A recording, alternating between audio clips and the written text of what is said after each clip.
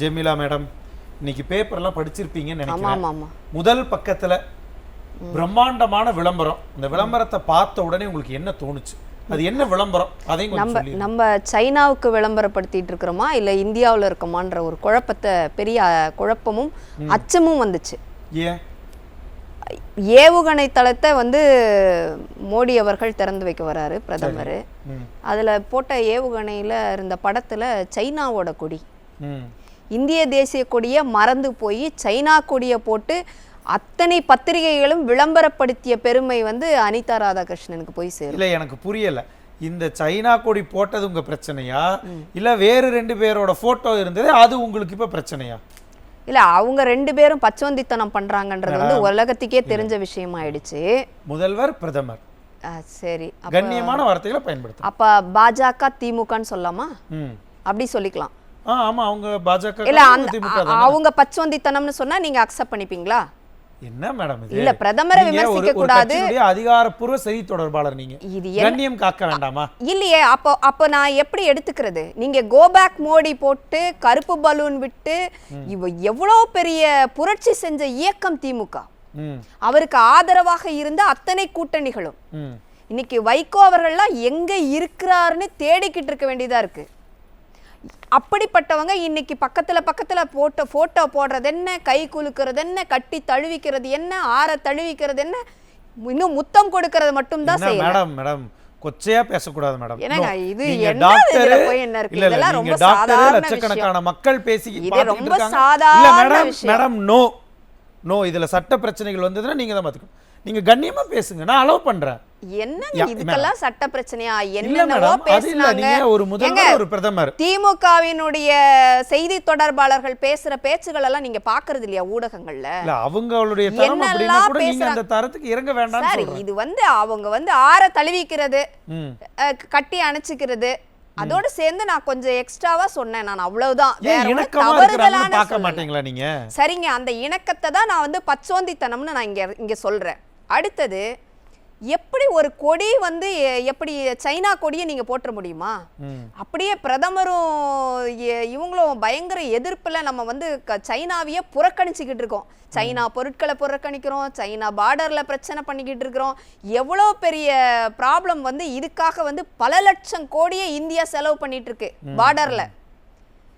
நலத்திட்டங்களுக்கு பண்றதை விட பார்டரை ப்ரொடெக்ட் பண்றதுல தான் அவ்வளவு செலவு பண்ணிட்டு இருக்காங்க, இந்த பக்கம் பாகிஸ்தான் பக்கமும் சைனாவுக்காகவும். அப்படிப்பட்ட சூழ்நிலையில நீங்க சைனா கொடியை இவ்வளவு அழகா பறக்க விட்டுட்டு பெரிய சந்தேகமே வருது. ஏன்னா இவங்க 2 பேர் படத்தை யாரு பெருசா பேசிட கூடாதுங்கிறதுக்காக சைனாவை போட்டா அதை எல்லாரும் பேசிக்கிட்டு இருப்பாங்கல்ல, அப்படின்னு இதை பண்ணிட்டாங்களோ?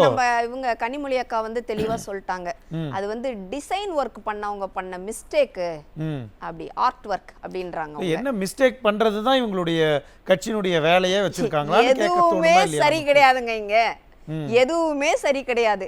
ஒரு பாரத பிரதமருடைய புகைப்படம் அதுல இருக்க போகுது, தமிழகத்தினுடைய முதலமைச்சருடைய புகைப்படம் வரப்போகுது. நடுவுல நீங்க ராக்கெட் விடுறீங்களே, அதுல போய் நீங்க சைனாவோட கொடியை போடுவீங்க. சரி விடுங்க, சைனா கொடியை விடுங்க. இல்ல, நம்ம விஷயத்துக்கு நம்ம வருவோம். எனக்கு என்னன்னா, இப்ப இவ்வளவு ஆதங்கப்படுறீங்கல்ல, 2 பேரும் இப்படி விளம்பரப்படுத்துறாங்க அப்படின்னுட்டு, கீழே இன்னும் 2 படம் இருந்தது, அதை பாத்தீங்களா? கீழே 2 படம் அக்காவும் தம்பியும். அத்தையும் மருமகன். சாரி, அத்தையா? என்னங்க குடும்பம் பூரா இப்படி அமைச்சரவையிலையும் எம்பியும் எம்எல்ஏனும் உட்காந்தா குழப்பமா இருக்குது இல்ல? மனசாட்சியோட இல்ல பாத்தீங்களா? இதெல்லாம் நம்பற மாதிரியா இருக்கு. இல்ல, வழக்கமா நம்ம சகோதர சகோதரிகளே சொல்ற மாதிரி அக்கா தம்பி மாதிரி கலாய்க்கலாம் மேடம். அதுக்குன்னு இப்படி பர்பஸா எல்லாம் கலாய்க்க கூடாது. இல்ல, இப்ப என்னன்னா ஒட்டுமொத்தமாக திமுகவினருடைய, ஏன் இன்னும் சொல்ல போனா பெரிய கவலையே என்னன்னா, அதுக்குள்ள இருக்காங்க. பெரிய கவலையே அவங்களுக்கு என்னன்னா, நம்ம உலகம் அறிய கையெல்லாம் பிடிச்சு திருப்பியும் அதே சொல்ல வருது வாய், சரி விட்டுருங்க. அவ்வளவு தூரம் நம்மளுடைய ஒற்றுமையையும் தமிழ்நாட்டுக்கு வாங்க வாங்க வாங்க கம்பேக் கம்பேக் கம்பேக் மோடிஜி அப்படின்னு கூப்பிட்டுக்கிட்டு இருக்கோம். ஆனா ஸ்டேஜ்ல உட்கார வச்சு அக்கா கனிமொழி பேரை சொல்லாம விட்டது அவங்க எவ்வளவு ஃபீல் பண்ணி பேசினாங்க, நீங்க அதை பாத்தீங்களா? அப்போ ஏங்க அவரும் உங்களுக்கு தேவையில்லாத ஒரு கட்சியா அரசியலுக்குள்ளும் இன்னொரு அரசியலா பாருங்க. அதுதான் அதாவது பிஜேபி வந்து ஆகாத கட்சி, பிரதமர் மோடியும் நாங்களும் எதிர் துருவத்தில் இருக்கிறோம். எங்களுடைய திராவிட மாடலுக்கும் அவங்களுக்கும் ஒத்தே வராது. இதுல போய் என்ன இருக்கு? மேடையில உங்க பெயரை குறிப்பிடலன்றது அவ்வளவு பெரிய இதுவா? அப்போ நீங்க வந்து எதிர்பார்க்குறீங்க எப்படி மோடியை வந்து அவர் வந்து இவங்க வீட்டுக்கு வந்து எப்படி இவங்களை வரவேற்கிறாரு, நாங்க எவ்வளவு ரிசீவ் பண்றோம், மாறி மாறி அவங்களுக்குள்ள வந்து அந்த ஒரு விருந்தோம்பல் இருக்கு இல்லையா? திமுகவுக்கும் மோடிக்குமா? ஆமா, டெஃபினட்டா இருக்கு. என்ன மேடம், அவங்க தான் வராதீங்கன்னு சொன்னவங்க. கருப்பு கொடி காட்டுனாங்க, இன்னைக்கு காட்ட சொல்லுங்களேன். கருப்பு பலூன் பறக்க விட்டாங்க, காட்ட சொல்லுங்களேன். இன்னைக்கு காட்ட சொல்லுங்களேன். இப்ப வந்து என்ன சொல்றாங்க? இப்ப இவங்களால காட்ட முடியுமா?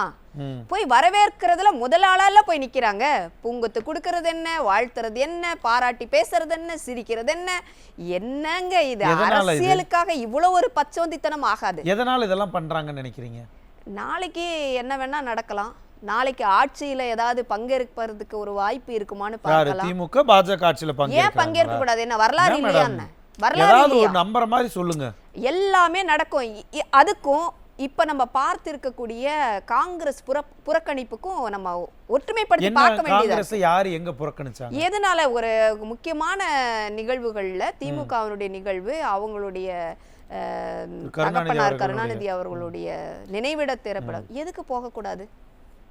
போகாம புறக்கணிச்சிருக்கிறதுடைய காரணம் என்ன? அது ரொம்ப அது புறக்கணிப்புன்னு யாரும் சொல்லலையே, அவங்க வரல அவ்வளவுதான். அதையே நீங்க புறக்கணிப்புன்னு டேம் பண்றீங்க. இல்ல, இதெல்லாம் முக்கியமான நிகழ்வு. அந்த முக்கியமான நிகழ்வுக்கு அவங்க வரல அப்படிங்கறதே புறக்கணிப்பு தான் அதுக்கு காரணமா இருக்கும். ஓஹோ, இங்க போ, ஒரு புறக்கணிப்பு. ஆமாமா, அது ஒரு புறக்கணிப்பு. மேபி பாஜகவோட இவங்க க்ளோஸ் ரிலேஷன்ஷிப்ல இருக்கிறது வந்து தெரிஞ்சதாக கூட இருக்கலாம். காங்கிரஸ்க்கு தெரிஞ்சதாக இருக்கிறதுக்கு வாய்ப்பு இருக்கு. நாளைக்கு இவங்க பெரட்டி பேசுறதுக்கு வாய்ப்பு இருக்கு, மாறுவாங்க அப்படிங்கறத அவங்க தெரிஞ்சிருக்கலாம். தெரியாம இருக்கிறதுக்கு வாய்ப்பு இல்லை. இல்லைன்னா இதுக்கு வந்து அப்படியே அழைப்பு விடுத்து வரலன்னா அது ஒரு மிகப்பெரிய தவறு. அப்ப இவங்க அழைக்கவே இல்லை. ஏன் நீங்க அழைக்கல? இல்லையே, மற்ற கூட்டணி கட்சிகள்லாம் வந்தாங்களே. வைகோ நின்னுகிட்டு இருந்தாரு மதிமுகவில் இருந்து, கம்யூனிஸ்ட் கட்சி தலைவர்கள் வரல, அவங்க புறக்கணிப்பதா தான் நம்ம அதை எடுத்துக்கணும். ஏன்னா கூட்டணி கட்சிகள் எல்லாருமே வந்திருந்தாங்களே. கண்டிப்பா அவங்க வரலன்னா ஓகே, யாருக்குமே அழைக்கலன்னு சொல்லலாம். கண்டிப்பா, ஆனா கண்டிப்பா அழைப்பெல்லாம் கொடுத்திருந்தாங்களே. இல்ல, வருக்கு அடுத்து தொகுதிக்கு பங்கீடுல என்ன இழுபறி இருக்குன்னு நமக்கு இன்னும் வெளியில வரல, செய்திகள் வரல. இன்னைக்கு கூட ஆலோசனை கூட்டம்லாம் போட்டாரு. ஆலோசனையிலே தான் இருக்கு, ஆலோசனையில தான் இருக்கு. ஏன்னா ரெண்டு பேருமே தன்னிச்சையா ஆனா செயல்பட முடியாதவர்கள். திமுகவும் சரி காங்கிரஸும் சரி தனிப்பட்ட முறையில அவங்களால ஒரு தேர்தலை கூட சந்திக்க முடியாது. இன்னைக்கு அப்படிப்பட்ட சூழ்நிலையில தான் அனைத்து இந்திய அண்ணா திராவிட முன்னேற்ற கழகத்தை தவிர எந்த கட்சிக்கும் அந்த திராணி கிடையாது. ஏன்னா அதை நம்ம வந்து செய்து காட்டியிருக்கிறோம். 2014-16 தேர்தல்கள்ல அதை வந்து முறியடிச்சு அந்த கூட்டணி இருந்தாதான் நம்ம சாதிக்க முடியும்ன்றதெல்லாம் புரியுது. இப்ப என்னன்னா காங்கிரஸ வெளியில அனுப்பிட்டு பாஜகவை உள்ள இழுக்கிறது தேர்தலுக்கு முன்னாடியே அவங்க பண்ணுவாங்களா? அப்படி பண்ணுனாங்க அப்படின்னா, அப்படி ஏதாவது ஒரு எண்ணம் இருந்தது, இப்ப உங்க பக்கத்துக்கே வரேன், அப்படி ஏதாவது எண்ணம் இருந்ததுன்னா ஜெயிப்பாங்களா? அவங்க தான் சொல்றாங்களே, பாஜக கூட்டணி வந்து அதிமுக இருந்ததால தானே விமர்சனமே பண்ணாங்க திமுக. இல்ல, ஜெயிக்கிற வரைக்கும் அப்படியே ஜெயிச்சுட்டு ஏமாத்திடுவாங்க. இவங்க ஃபுல்லா ஏமாற்று வேலை தானே. தேர்தலுக்கு பின்னாடி திமுக பாஜக நிச்சயமா அதுல வந்து அமைச்சரவையில இடம்பெறதுக்கோ இல்ல ஏதாவது ஒரு வாய்ப்புகள் அண்டர் கிரவுண்ட்ல பேச்சுவார்த்தைகள் இருக்கு. இவங்க சுமூகமா தாங்க இருக்காங்க. வெளியில நம்ம பார்க்கிற விஷயங்களே வந்து பல அவங்களே அறியாம உடல் மொழிகள் காட்டி கொடுத்துருது. நம்ம வந்து இல்லைன்னே சொல்ல முடியாது, மறுக்க முடியாத ஒரு விஷயம். ஒரு பிரதமர் ஒரு விழால சந்திச்சுக்கிறாங்க, அப்ப சிரிச்சுக்கிறதும் பேசிக்கிறதும். நீங்க மம்தா பானர்ஜி அவர்களும் பிரதமர் மோடி அவர்களோட பாடி லாங்குவேஜ் பார்த்திருக்கீங்களா? ரெண்டு பேருடைய இது எப்படி அவங்க சந்திச்சுப்பாங்க. ஆனா அதே இது இங்க எப்படி சந்திப்பு நடந்தது? ஏன் ஒண்ணு வேண்டாம், முந்தைய காலங்களில் மாண்புமிகு எடப்பாடியார் அவர்கள் முதலமைச்சராக இருக்கும்போது கூட இந்த மாதிரி பின்னி பிணைஞ்சு பார்க்கலங்க. கூட்டணியில இருந்தபோது கூட நீங்க அப்படி கூட்டணியில இருந்தபோது கூட இத மாதிரி பார்க்க முடியல. ஒரு முதலமைச்சரும் பிரதம மந்திரியும் இந்த அளவுக்கு வந்து கை குலுக்கி கையே விடாத பிடிச்ச நாட்கள் எல்லாம் நம்ம பார்க்க முடியல. ஆனா இன்னைக்கு நம்ம வந்து அதை பார்க்கிறோம், கண்ணெதிரே நம்ம பார்த்துட்டே தான் இருக்கிறோம். இந்த க்ளோஸா இருக்கிறது உங்களுக்கு ஒரு சந்தேகத்தை கிளப்புதுங்கிறீங்க? நிச்சயமான சந்தேகத்தை நமக்கு மட்டும் இல்ல, தமிழக மக்களே பேச ஆரம்பிச்சாங்க. நான் திரும்ப வர இருங்க. ஜெமிலா மேடம், ரொம்ப சுருக்கமா சொல்லுங்க. இதே போல காங்கிரஸை வெளியேற்றி பாஜகவை உள்ள இழுக்க திமுக எடுக்கக்கூடிய இந்த ஒவ்வொரு நடவடிக்கையும் வரக்கூடிய நாடாளுமன்ற தேர்தலில் எப்படி எதிரொலிக்க போகுது?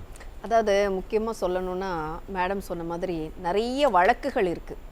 தொடர்ச்சியான வழக்குகள்ல இருந்து தன்னை காப்பாற்றிக் கொள்ளவும், ஆட்சியை காப்பாற்றிக் கொள்ளவும், தக்க வைத்துக் கொள்ளவும் இவங்களுக்கு பாஜகவினுடைய உறவு தேவைப்படுகிறது. மக்கள், தமிழக மக்கள் ஒரு வகையிலும் வந்து இதை ஏத்துக்க மாட்டாங்கன்றது திமுகவுக்கு நல்லாவே தெரியும். சிறுபான்மை மக்களுடைய பாதுகாவலர்கள் மாதிரி தன்னை வந்து வெளியே ஒரு ப்ரொஜெக்ட் பண்ணிட்டு ஒரு மாய பிம்பத்தை கிரியேட் பண்ணியிருக்காங்க இல்லையா, அந்த இதுவும் கெட்டு போகுன்றது தெரியும். பிஜேபியோடு உறவு இல்லைன்னு இவங்க அப்படியே சொல்லிட்டு போனாதான் வாக்குக்கு இவங்க வந்து சேஃப்டியான ஒரு பிளேஸ்க்கு வராங்க. ஆனால் ஒரிஜினலா பாத்தீங்கன்னா தன்னுடைய கட்சியை காப்பாற்றிக் கொள்வதற்காகவும், தன்னுடைய குடும்பத்தை காப்பாற்றிக் கொள்வதற்காகவும், தன்னுடைய சொத்துக்களை காப்பாற்றிக் கொள்வதற்காகவும் இவர்களுக்கு பாஜகவுடைய உறவு தேவைப்படுகிறது. பயத்தினால அவங்களோட நெருக்கமா இருக்காங்க. கண்டிப்பா கண்டிப்பா மிகப்பெரிய பயம் அப்படி இருக்கு. மக்களுக்காக நல்லா யோசிக்க மாட்டாங்களா? இல்ல, 1% கூட கிடையாது. தம் மக்களுக்காக என்று அவர்கள் யோசித்துக் கொண்டே இருப்பாங்க. இதுதான் திமுகவினுடைய நிலைப்பாடு. சொல்றாங்களே மக்களுக்கு எதிரானவங்க எல்லாம் ப்ரொஜெக்ட் பண்றாங்களே சார். அவங்க வாய் அன்னைக்கு ஒண்ணு பேசும், இன்னைக்கு ஒண்ணு பேசும் சார். கோ பேக் மோடி சொன்ன வாய் தான் இன்னைக்கு நம்ம வேற மாதிரி பார்த்துட்டு இருக்கோம். உறுதியா அதனால மாற்றம் இருக்குங்கறீங்க. ஆமா, நன்றி. நான் திரும்ப வரேன். உறுதியான மாற்றம் இருக்கும். இன்னும் ஒரே ஒரு விஷயம் நான் சொல்லிரணும். தொடர்ச்சியாக இவங்க வந்து ஒவ்வொரு அமைச்சர்கள்ல இருந்து பதவி பறி போகிறது இதுவும் பார்த்துட்டு இருக்கோம்ல. ஏதாவது ஒரு வகையில் மிரட்டியாவது இவங்க ஆட்சியை வந்து நடத்திக்கிட்டு இருக்கலான்றதா இவங்க எண்ணமா இருக்கு. இன்னைக்கு நான் வர்றதுக்கு முன்னாடி ஒரு நியூஸ் பார்த்தேன், இதை சொல்லணும், மக்களுக்கு சொல்லணும்னு நினைச்சேன். பொன்முடியினுடைய அவருடைய செம்மண் குவாரி முறைகேடு வழக்குல 11 சாட்சியங்கள்ல 10 சாட்சியங்கள் பிறல் சாட்சி சொல்லி இருக்கிறதா நான் இப்ப நியூஸ் பார்த்துட்டு வந்தேன்.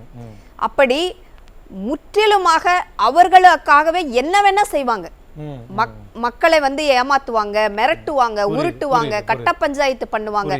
இப்படி ரொம்ப ரொம்ப சுயநலமாக தன்னுடைய ஆட்சியை நடத்தி கொண்டிருக்கிறார்கள். மக்களுக்கும் நல்லாவே தெரியும். நான் வரேன்.